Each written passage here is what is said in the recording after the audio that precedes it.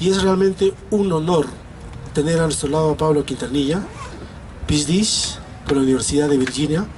Él es decano de Estudios Generales Letras de la Pontificia Universidad Católica del Perú. Sería bueno recordar un poquito el historial, ¿no? Ya hemos tenido en anteriores oportunidades a Pablo acá en Arequipa y él siempre nos ha expresado pues, con brillantez los conocimientos que él maneja. Es importante recordar que él fue de cierta forma discípulo de Davison y Rorty, ¿no? Fue así. Entonces fue ellos los que le impulsaron pues finalmente en el estudio de la filosofía de la mente y el lenguaje. Entonces todo ello devino luego en la aparición del libro sobre cognición social y lenguaje, la intersubjetividad en la evolución de la especie en el desarrollo del niño, en 2014, ¿no? Y finalmente una serie de publicaciones como la obra de Pedro Zulén, ¿no? Que es una recopilación sobre el aporte que hizo Zulén en el Perú, un brillante filósofo. Y finalmente ha devenido en su última publicación que se refiere al pragmatismo, lo cual es un tema muy interesante porque él nos va a ilustrar respecto a cómo es que el pragmatismo y el neopragmatismo finalmente se relaciona a lo que en la actualidad pues son ciencias que están en boga, ¿no? Como la neurociencia, la lingüística, etcétera, etcétera. Entonces es importante cómo es que se puede relacionar este tema de pragmatismo. Y para ello vamos a dar la palabra a Pablo para que nos hable sobre ello. Primeramente sobre el pragmatismo, Pablo. Muchas gracias, Carlos. Quiero comenzar agradeciendo a todos ustedes por estar aquí presentes, a los organizadores por esta amable invitación, por supuesto a mi amigo Carlos por estar también presente en la mesa. Como quizá ustedes sepan, yo soy arequipeño, así que para mí venir a Arequipa es venir a mi casa, y yo vengo todas las veces que puedo. Bueno, en efecto, he publicado este año 2 libros, uno que se llama El pensamiento pragmatista en la actualidad y el otro que es esta obra reunida de Pedro Zulén. Los dos están conectados de la manera como voy a intentar mostrar ahora. El pragmatismo, para empezar, es una escuela filosófica que surgió a fines del siglo XIX en Estados Unidos, particularmente en la Universidad de Harvard. Sin embargo, el significado que la palabra pragmatismo tiene en la dimensión filosófica no tiene absolutamente ninguna conexión con el significado coloquial de la palabra pragmatismo. La palabra pragmatismo, el término pragmatismo, está totalmente desfigurado, yo diría envilecido en el lenguaje coloquial. Cuando se dice de una persona que es pragmática, normalmente se quiere decir que es una persona con una mirada cortoplacista, que no tiene mayor interés por los temas intelectuales, que es una persona práctica en el mal sentido, no en el buen sentido, ¿no? Yo recuerdo haber escuchado alguna vez al ex dictador Alberto Fujimori decir: yo soy un hombre pragmático, no me vengo con filosofías, ¿no? Entonces, claro, en el terreno coloquial, lo pragmático es lo opuesto a la filosofía. Entonces alguien podría preguntarse, entonces, ¿cómo puede haber una filosofía pragmatista, ¿no? Y es que la explicación es que el concepto de pragmatismo filosófico tiene un significado totalmente diferente. Y no es el único caso en la historia de la filosofía. De hecho, hay muchos conceptos coloquiales que tienen su origen en la filosofía. Por ejemplo, optimismo. El optimismo es un término acuñado por Leibniz, quien creía que vivimos en el mejor mundo posible, ¿no? La palabra escepticismo, por supuesto, también tiene un origen filosófico en la antigüedad. La palabra pesimismo fue acuñada por Arthur Schopenhauer, y así muchos otros. Bueno, pero nos vamos a concentrar en la filosofía. ¿Y qué significa la palabra pragmatismo en filosofía? Es una corriente filosófica, como dije hace un momento, que surge a fines del siglo XIX. Sus mayores representantes son Charles Sanders Peirce, William James, John Dewey, George Herbert Mead y algunos otros filósofos de aquella época. Y la idea principal que tiene el pragmatismo es que la base, el fundamento de toda justificación, de todo razonamiento, es las prácticas sociales. el comportamiento social. Entonces, por oposición a los filósofos empiristas que sostenían que lo dado, que el origen del fundamento es la impresión sensorial, por oposición a Descartes, que pensaba que lo dado, el origen del fundamento es el ego cogito, los pragmatistas sostienen que lo dado es el comportamiento social, la práctica social. Entonces desarrolla una teoría de la verdad, una teoría del concepto, una teoría de la sociedad, desarrolla una teoría de la mente que va más o menos en esta misma dirección. Para resumir un poco, por ejemplo, el pragmatismo define una creencia como una disposición para comportarse. Entonces, yo creo algo no tanto porque yo crea que lo creo, sino porque yo me comporto de esa manera. Lo que tiene como consecuencia que yo podría creer creencias que no creo que creo. Y podría no creer creencias que creo que creo. Parece un trabalenguas, pero no lo es, ¿no?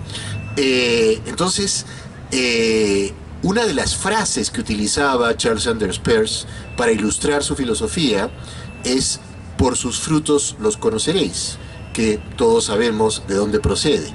La idea entonces es que lo importante no es tanto lo que tú digas que crees, sino las creencias que se manifiestan en tu comportamiento. Ahora, si llevamos esto al terreno de los conceptos y al terreno de las teorías, lo que un pragmatista diría es que un concepto está constituido fundamentalmente por un conjunto de prácticas sociales, por un conjunto de formas de comportamiento, ¿no?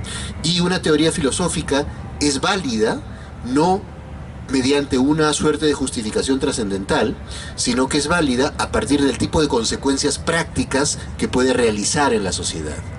Entonces, ya para terminar esta parte de tu pregunta, yo diría que lo más interesante del pragmatismo es la superación entre la vieja dicotomía filosófica entre lo teórico y lo práctico, eso por una parte, la realización de una teoría de la verdad, la realización de una teoría del concepto. Y esto, como tú señalabas, Carlos, ha sido muy influyente en muchas ciencias contemporáneas y, por supuesto, en la mayor parte de la filosofía contemporánea también. Muy bien, entonces, ¿se puede decir que el pragmatismo fue una forma de, una parte de la filosofía que fue visionaria respecto a que se relacionaba pues a lo que ahora está en boga, ¿no es cierto? A la psicología cognitiva, la neurociencia, la lingüística? ¿Cuál es tu parecer respecto a eso?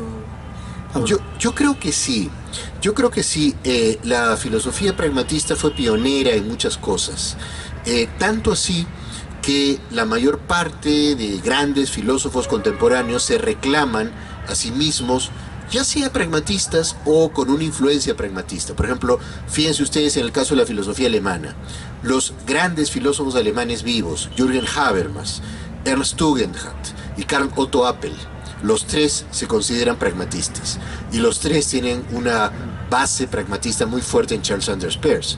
Y si uno ve la tradición anglosajona, pues tenemos a Willard Van Orman Quine, tenemos a Thomas Kuhn, tenemos a Donald Davidson, por supuesto Richard Rorty, por supuesto Hilary Putnam, que falleció hace poco tiempo.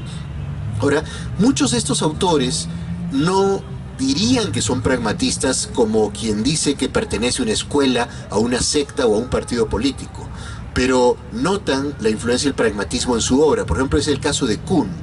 Creo que uno podría leer la obra de Kuhn, de Thomas Kuhn, desde la primera hasta la última página, y probablemente no va a encontrar ningún lugar donde él diga yo soy pragmatista. Pero el pragmatismo está absolutamente presente en su obra, ¿no?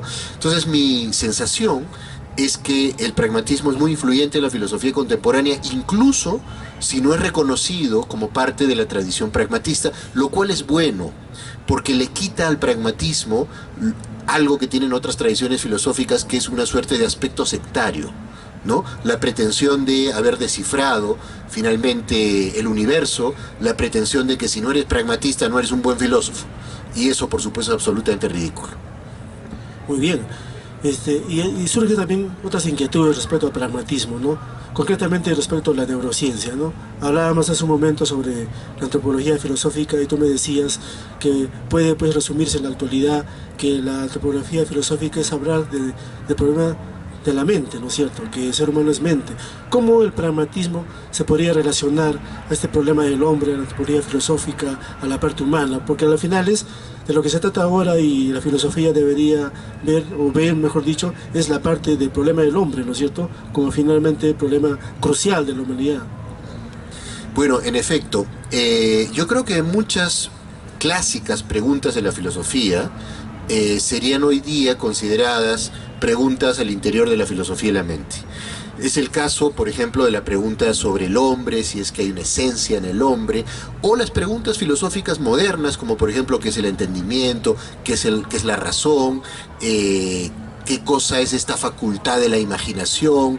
La naturaleza de las emociones, la relación entre razones y emociones, la naturaleza de la creencia. Todas estas preguntas hoy día se ven al interior de la filosofía de la mente, ¿no?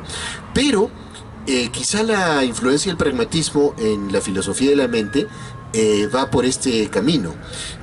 Los pragmatistas suelen tener una concepción que intenta superar viejas dicotomías, por ejemplo, superar la vieja dicotomía entre fundacionalismo y relativismo, o superar la dicotomía entre mente y cuerpo. Hay dualismos clásicos, como el dualismo cartesiano y platónico entre mente y cuerpo, que no es lo mismo que alma y cuerpo, ¿no? Hay que tener claro que la filosofía de la mente habla sobre procesos psíquicos, no habla sobre el alma, que si es que uno es creyente sería el aspecto inmortal del ser humano. La filosofía de la mente habla sobre la mente, ¿no? Entonces, en este caso, la filosofía de la mente tiende a desarrollar la tesis de que no podemos identificar la mente únicamente con el cerebro o únicamente como una función del cerebro.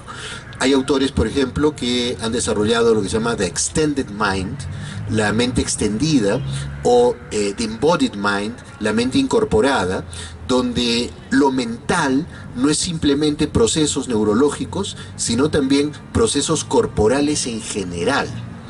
Y un pragmatista clásico, que es William James, llegó al extremo de hacer una afirmación que quizás suene demasiado radical. Cuando uno la escucha por primera vez suena radical, pero quizá no lo sea tanto. William James decía: mi yo no es simplemente mi conciencia. Mi yo es mi conciencia y mis vínculos y todas las cosas que son importantes para mí. Lo cual implica que las personas que son relevantes para mí son parte de mi yo.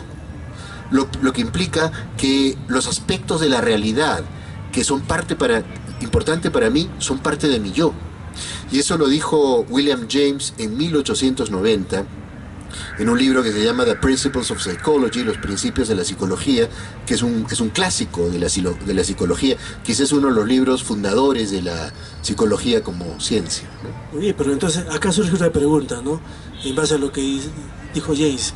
Entonces, quién sabe, se adelantó esa época en el sentido de que el cerebro también es un órgano social, ¿no? El cerebro definitivamente es un órgano social, ¿no? En muchos sentidos que tú sabes perfectamente porque tú eres médico. En un primer sentido, por la plasticidad del cerebro, ¿no? El cerebro es un órgano sumamente plástico que tiene la habilidad de adaptarse, de cambiar a los entornos, ¿no? Adaptarse a diferentes entornos. Pero hay una razón adicional por la cual el cerebro es un órgano social, más que cualquier otro órgano del cuerpo humano, que es el siguiente. Ustedes saben que el embarazo materno en nuestra especie dura 9 meses. Pero si nosotros funcionáramos como las otras especies animales y por tanto la mujer, la hembra de nuestra especie, digamos, diera luz cuando la cría está en condiciones de tener algún grado de autonomía o algún grado de supervivencia, el embarazo no podría durar 9 meses. El embarazo tendría que durar más o menos 1 año y medio. No sé si se entiende lo que quiero decir. Pero en el caso de otras especies de mamíferos, por ejemplo una yegua, una vaquita, un perrito, lo que fuere, la cría nace con un cerebro prácticamente maduro que en muy poco tiempo le va a dar autonomía de supervivencia. En el caso del Homo sapiens es obvio que no es así. Es obvio que una criatura humana nace a los 9 meses y por lo menos los próximos 3 años es una criatura desvalida que solo va a sobrevivir si es que tiene el apoyo de una sociedad o de un adulto. Entonces, hay un sentido literal y no metafórico hay un sentido literal y no metafórico en que los últimos meses del embarazo se dan fuera del vientre materno, es decir, en un entorno social, ¿no? Es decir, moldeado por una sociedad, y por eso somos criaturas tan sociales, ¿no? Bueno, en ese caso no hablaríamos de meses de embarazo, sino de años de embarazo, ¿no? Porque recordemos que el lóbulo frontal acaba de madurar a los 25 años. Exactamente, exactamente. El lóbulo frontal madura de una manera muy tardía, ¿no? Lo cual explica por qué los adolescentes son como son. Claro, y también, entonces, en forma metafórica podríamos decir que la sociedad es un gran útero también. Es totalmente cierto, es una metáfora muy bonita la que acabas de exponer. En efecto, la sociedad es un gigantesco útero, ¿no? Lo cual también nos lleva a entender que el ser humano no solo, digamos, termina su embarazo, por así decirlo, al año y medio, sino que no termina nunca de evolucionar, de desarrollarse, a diferencia probablemente de las otras especies que sí tienen un plazo bastante corto, ¿no? Muy bien, entonces hemos escuchado que el pragmatismo tiene sus fuentes épocas un poco ya lejanas, ¿no? James, ¿no? Pero entonces es posible hablar, ¿cuál es el futuro del pragmatismo? Ok, pero antes de contestar esa pregunta quisiera hablar algo sobre Pedro Zulen, que es el otro libro que vamos a comentar ahora. Es muy probable que ustedes no sepan quién es Pedro Zulen y no los culparía por ello, porque es un filósofo peruano muy poco conocido. Pedro Zulen fue un filósofo hijo de un inmigrante chino y de una mujer criolla, de estratos sociales bastante bajos en ambos casos, limeño, pero un hombre brillante. Ingresó a la Universidad de San Marcos, en Lima. Fue tan brillante que consiguió una beca para irse a estudiar a Harvard, y estudió en Harvard con los pioneros del pragmatismo. Estudió en Harvard con Charles Sanders Peirce, con Josiah Royce, de hecho fue alumno de Josiah Royce, es decir, estudió en Harvard precisamente en la época en que nacía el pragmatismo. Pero los maestros de Zulen en el Perú no eran pragmatistas, porque no había pragmatismo en el Perú, no había llegado. Los maestros de Zulen en el Perú fueron, de un lado, los positivistas, Javier Prado, Jorge Polar, nuestro compatriota, ¿no? Paisano, Jorge Polar, Alejandro Deusto, y muchos de estos filósofos giraron hacia el espiritualismo. Entonces, mientras que la figura más importante del positivismo que influyó en estos filósofos era Auguste Comte y Herbert Spencer, la figura más importante del espiritualismo fue Henri Bergson. Entonces a Zulen lo educan, digamos, con un pie en el positivismo, otro pie en el espiritualismo, que también se llamaría intuicionismo o vitalismo. El caso es que Zulen escribe su primer libro, que es una crítica despiadada al espiritualismo de Bergson. Se llama La filosofía de lo inefable, y se va a Harvard. Y en Harvard conoce a Peirce, a Josiah Royce, a estos autores a quienes he mencionado. Descubre otro mundo filosófico. Recuerden que en esa época no había ni Amazon, ni Internet, ni nada de eso.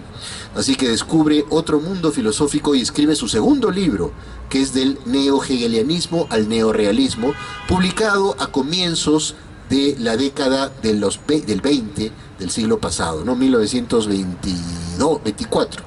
Es un libro de 1924, ¿no? Entonces, ¿qué pasa ahí?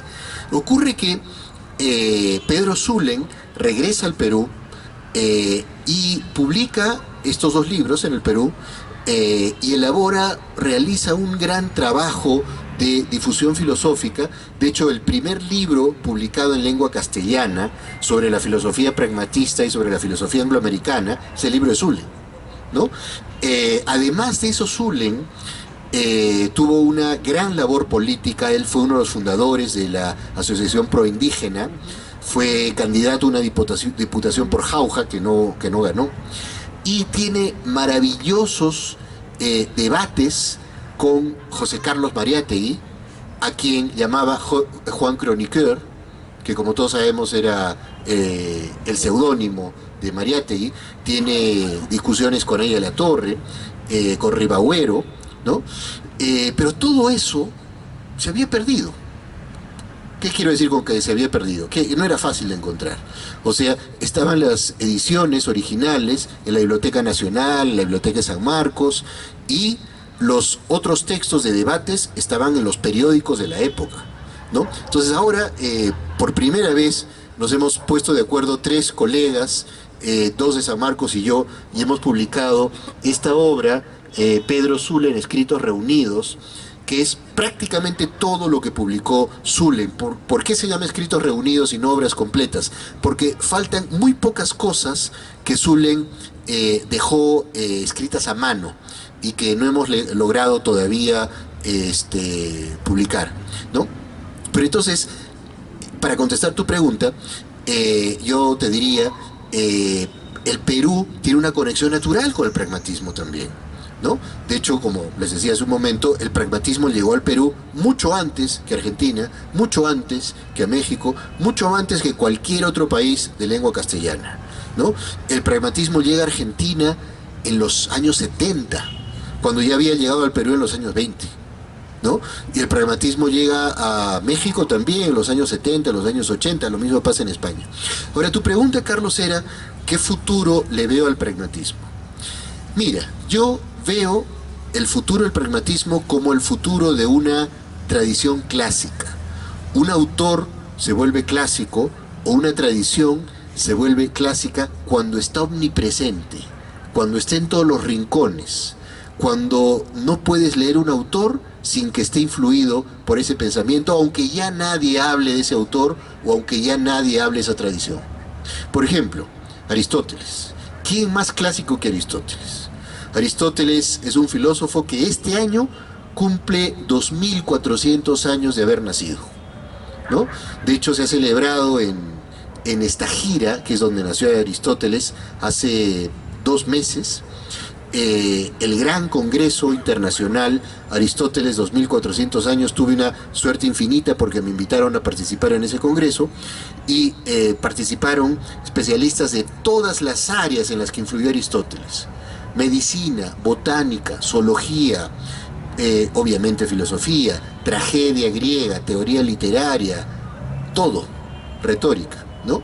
Ahora, nadie hoy día diría yo soy un aristotélico, pero Aristóteles está en nuestros huesos, está en nuestro ADN. Entonces, yo creo que algo semejante va a pasar con el pragmatismo. Yo no sé si a uno le interese autocalificarse pragmatista. Si uno le preguntara a Thomas Kuhn, bueno, ya no se puede porque está fallecido, pero ha fallecido, pero si uno le pudiera preguntar a Kuhn o a Davidson o a Rorty, bueno, Rorty es diferente, a Quine, si es pragmatista, probablemente diría no. Pero lo que está claro es que el pragmatismo atraviesa su obra y es muy difícil librarse de eso. Bueno, un aporte muy importante, y justamente te felicito por esta obra de Pedro Zulem, pero habría que analizar, o sea, Zulem fue olvidado porque de cierta forma fue discriminado en su aporte. Los aportes que él dio en su momento no fueron comprendidos, podría decirse. Mira, es una pregunta complicada la que me haces, Carlos, porque yo creo que Zulem fue discriminado por razones extrafilosóficas. Recuerden que estamos hablando de la década del 20. De hecho, Zulem murió cuando tenía 35 años, o sea, publicó su segundo libro y murió de tuberculosis, que como todos sabemos es una enfermedad de pobres, ¿no? Y siempre ha sido una enfermedad de pobres. Bueno, Zulem era un hombre de extracción social muy baja, como dije hace un momento, hijo del inmigrante chino, de la señora criolla, de extracción muy baja. ¿Y quiénes eran los filósofos peruanos, los grandes filósofos peruanos de la década del 20? Bueno, Javier Prado, hermano de un presidente, ¿no? Hijo de otro presidente. Era Alejandro Deustua, de la aristocracia limeña. Jorge Polar, de la aristocracia arequipeña. Zulem, no. Pero bueno, Mariano Iberico también, ¿no? Zulem no pertenecía a ese grupo social.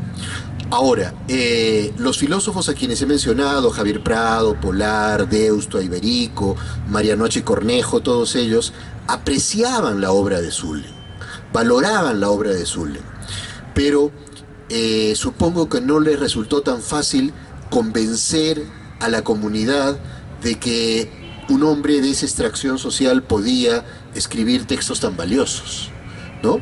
Pero lo que también es cierto es que las obras de estos otros filósofos a quienes he mencionado tampoco se han reeditado. O sea, tampoco hay una reedición, o sea, tampoco hay una edición de las obras completas de Javier Prado. De hecho, hay filósofos profesionales que no saben quién era Javier Prado. Yo conozco filósofos profesionales a quienes les pregunto, ¿quién es Javier Prado? Y me contestan, será pues un general de la Guerra del Pacífico, ¿no es cierto? Y Javier Prado fue el filósofo que trajo el positivismo al Perú. O hay filósofos que no saben quién es Jorge Polar, piensan que es un colegio, ¿no es cierto? Entonces, bueno, a lo que quiero llegar con esto es que sí creo que sufrió algún tipo de marginación Zullen, que tenía que ver con su extracción social. También creo que el hecho de que su obra no haya sido tan valorada tuvo que ver con su tan prematura muerte, ¿no? Los otros filósofos que he mencionado vivieron muchísimos años más, entonces tuvieron la oportunidad de difundir su pensamiento. Zullen, por obvias razones, no. Pero yo creo, algo que es imposible de demostrar, pero si Zullen hubiera vivido 40 años más, yo creo que su obra sería muy reconocida a nivel internacional. Miren, uno compara los libros de Zullen con los libros que se escribía en Iberoamérica en esa misma época. Yo creo que hay una diferencia cualitativa. Muy bien, entonces en cierta forma esta obra es un rescate a un filósofo peruano de gran, ¿no?, de envergadura. Entonces, pero y se podría hacer el parangón entre Zullen, por ejemplo, y Mariátegui, que fue también en su condición social, su muerte prematura también. ¿Podría verse un parangón de lo que, si Mariátegui fue a la política como Zullen a la filosofía? Sí, eso es una muy buena pregunta también. Es verdad, Mariátegui también tuvo una extracción, digamos, pobre, y también murió muy joven, ¿no? Pero hay una diferencia importante entre Mariátegui y Zullen, y es que si bien ambos tenían intereses políticos y vocación política, recuerden, porque lo mencioné hace un momento, que Zullen postuló una diputación por Jauja y perdió. Hay una diferencia importante entre Mariátegui y Zullen, y es que Mariátegui era parte de un movimiento político, construyó un partido, digamos, y ese movimiento político se encargó de salvar su nombre hasta el día de hoy. Ese no fue el caso de Zullen.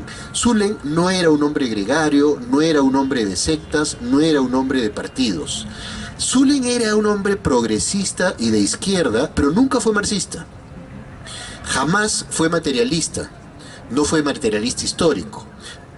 Ahí está, o materialista dialéctico, ahí está la diferencia marcada con Mariátegui, con quien debate. Entonces, ¿a quién le iba a interesar, digamos, recoger el nombre de Zullen? Al marxismo no, porque era un crítico del marxismo. A la derecha menos, porque era un hombre de izquierda. ¿A quién? A los librepensadores, que eran pocos en esa época, y que en todo caso tendían a agruparse por razones políticas, para tener una facilidad de ingresar al poder, y menos, por ejemplo, allá de la Torre o al APRA, porque Zullen fue un gran crítico del APRA y de allá de la Torre. En este libro hay artículos muy interesantes de Zullen sobre la doctrina aprista del espacio-tiempo histórico, que desde mi personal punto de vista, que podría estar por supuesto equivocado, son críticas lapidarias a la naciente ideología de ahí de la Torre, ¿no? Muy bien, entonces ya tenemos un filósofo nuevo que ha sido rescatado, digamos, ¿no? Y yo creo que la validez de tu aporte en la parte académica es justamente eso, ¿no? Rescatar a aquellos hombres que se adelantaron a su época, de cierta forma, ¿no? Y fueron cosmopolitas, ¿no? En esta época estarían felices porque estarían viajando y Sí. igual que tú, impartiendo ideas, debatiendo y discutiendo, ¿no? Bueno, yo creo que se merece un aplauso nuestro amigo Pablo, y creo que vamos a tomar en cuenta todos esos aportes, Pablo.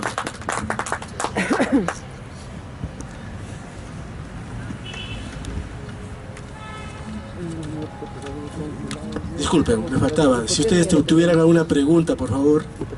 ¿Sí?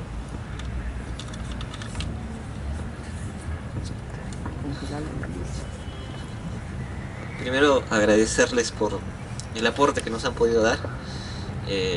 Es bueno tener al profesor Pablo Quintanilla, de verdad. Más que todo son dos preguntas. La primera refiere bastante a Peirce, Charles Sanders Peirce, respecto a su ensayo, cómo hacer claras o cómo esclarecer nuestras ideas. Hay una parte en el texto donde Peirce señala, en una traducción, que dice: saber lo que pensamos, dominar nuestra propia significación, es el fundamento sólido del conocimiento. Entonces, el punto de dominar nuestra propia significación, esa ha sido siempre la aspiración que ha tenido el pragmatismo en los constantes representantes que ha tenido. Y una segunda adicional es de que dentro de ese mismo ensayo, Peirce se cuestiona respecto a si es que los pueblos con pocas ideas pero claras van a progresar mucho más que aquellas que tienen bastantes pero que son oscuras. ¿Qué opinión le merece esta apreciación de Peirce? Y finalmente una tercera sería, profesor Quintanilla, usted, aparte de estos libros, he revisado que usted tiene uno del cual también creo que es editor, Pensamiento y Acción, Filosofía peruana a comienzos del siglo XX. Yo recuerdo un texto que sacó la Católica a partir de un conjunto de ponencias, que es ¿por qué leer filosofía hoy? Mi pregunta estaría referida: ¿por qué leer a filósofos peruanos en la actualidad? ¿Por qué investigar a los filósofos peruanos en esta situación que nosotros vivimos? Solo eso, gracias. Muchísimas gracias, son todas preguntas muy interesantes, así que voy a intentar ir en orden. Lo primero es que me doy cuenta que has leído a Peirce, porque en efecto, yo diría quizá el más importante artículo de Peirce es el que tú has citado, Cómo esclarecer nuestras ideas, How to Make Our Ideas Clear, que es de 1878. Y en ese artículo, lo que Peirce intenta hacer es definir el concepto de concepto, o definir el concepto de idea, que es la materia prima de la investigación filosófica. Es decir, los filósofos no tratan con la realidad en sí misma, no tratan con los seres vivos, como los biólogos, no tratan con las fuerzas de la naturaleza, trabajan con conceptos. El concepto del bien, de la verdad, del significado, del conocimiento, de la sabiduría. Entonces, no es necesario solamente trabajar conceptos, sino trabajar qué cosa es un concepto, ¿no? Y digamos, es una suerte de metarreflexión sobre los conceptos. Y la tesis de Peirce ahí es lo que se llama la máxima pragmatista. La idea es que entender un concepto, portar un concepto, concebir una idea, es estar en condiciones de saber qué consecuencias prácticas en nuestras vidas tendría tener este concepto, ¿no? La idea de Peirce es que tú solo entiendes un concepto si sabes qué clase de comportamiento sería el comportamiento que tendrías si es que asumieras ese concepto. Entonces, esto tiene varias consecuencias importantes. Una primera consecuencia bastante obvia es que para Peirce y para los pragmatistas, la filosofía se tiene que traducir en nuestras propias vidas. No puede haber un divorcio entre la filosofía y la vida o la práctica, ¿no? Esa es una primera cosa. Y la segunda cosa, que ya la mencioné, pero quiero volverla a mencionar porque me parece importante, es que entiende un concepto como un conjunto de prácticas sociales compartidas. Entonces, por ejemplo, recuérdame tu nombre. Si Ronald y yo compartimos un concepto, cualquier concepto, el concepto de verdad, de justicia, de belleza, pero de ahí podría ser el concepto de caballo o el concepto de botella, lo que estamos compartiendo no es tanto una representación mental. Lo que estamos compartiendo es una manera de comportarnos en relación a esas cosas. Si tú y yo compartimos el concepto de justicia, probablemente vamos a comportarnos de la misma manera o de maneras parecidas cuando nos enfrentemos a situaciones de inequidades o equidades. Entonces, la tesis central de Peirce acá es que lo que delimita, lo que determina un concepto es sus consecuencias prácticas, ¿no? Eso diría en relación a tu primera pregunta. En relación a lo segundo, es verdad, el año 2009 yo publiqué con otros dos colegas un libro que se llama Pensamiento y Acción, la filosofía peruana en el siglo, a comienzos del siglo XX. No lo hicimos como editores, sino como autores. Entonces ahí lo que nos interesó ver es la influencia de dos tradiciones filosóficas en la filosofía peruana de comienzos del siglo XX, que es la tradición pragmatista, Peirce, James, básicamente, Dewey, y la tradición de Berzón. Y entonces estudiamos a filósofos peruanos como algunos de los que he mencionado, ¿no? Prado, Iberico, Zulem, por supuesto, y otros autores. Ahora, tu pregunta de fondo es, ¿por qué leer a los filósofos peruanos? Bueno, lo primero que quiero decirles es que cuando yo era estudiante de filosofía en el pregrado, o sea, en la década del 80, no se leía a los filósofos peruanos. Y cuando yo preguntaba a mis profesores de aquella época, pero ¿por qué no leemos a algún filósofo peruano? Es que ningún filósofo peruano ha escrito nada, no hay nada de filosofía peruana. Entonces mis maestros me decían, pero ¿para qué vamos a leer a filósofos que no están a la altura de lo que se ha escrito a nivel internacional en la misma época? Y recuerdo que había en particular un filósofo, un profesor a quien yo tengo mucho cariño, que decía lo siguiente, citando a Heidegger, decía, la filosofía solo escrito en dos lenguas, griego y alemán, ¿no?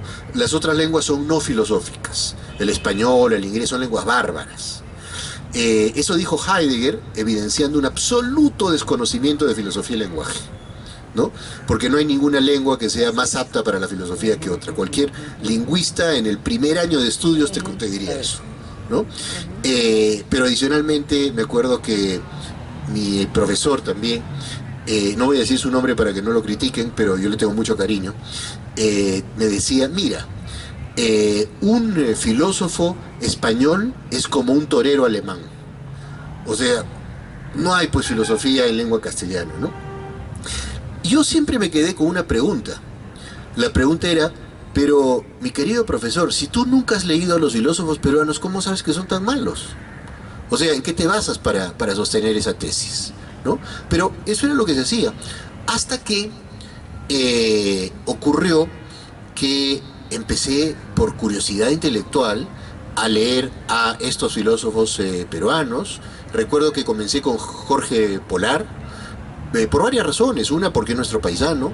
Otra, porque tiene un lindísimo libro que se llama Confesiones de un catedrático, que es un libro que terminó de escribir en Carmen Alto, acá en Arequipa, cuando regresó de haber vivido en Estados Unidos, en Cuba, porque fue embajador nuestro en Cuba. Cuando digo embajador nuestro, digo del Perú, no de Arequipa, ¿no?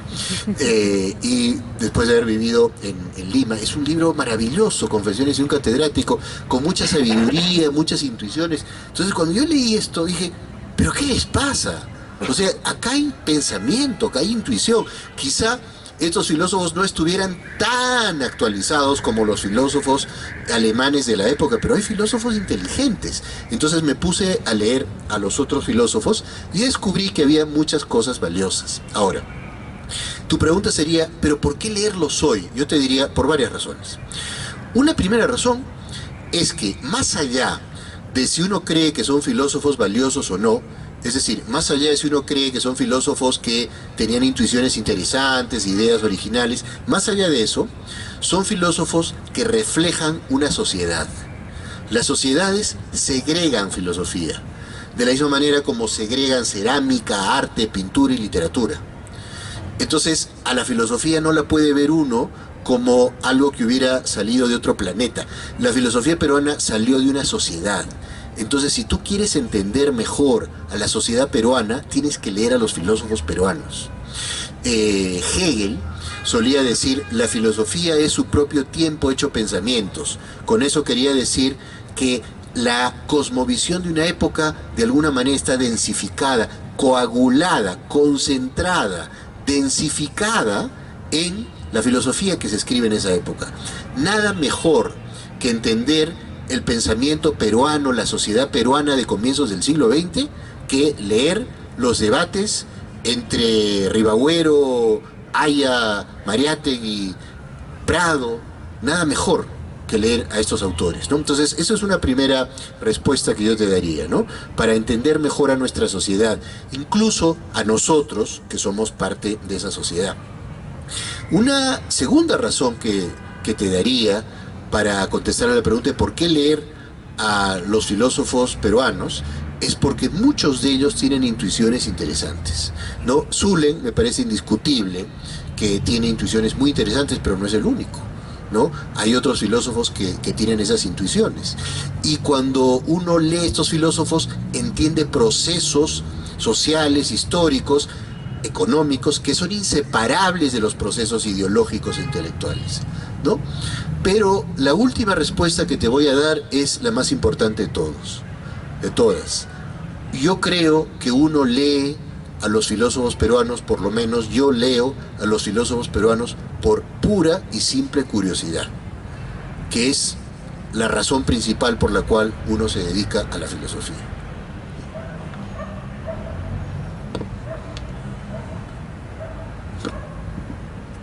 Muy bien, entonces agradecemos su asistencia y nuevamente un aplauso para Pablo, que nos acompaña esta noche.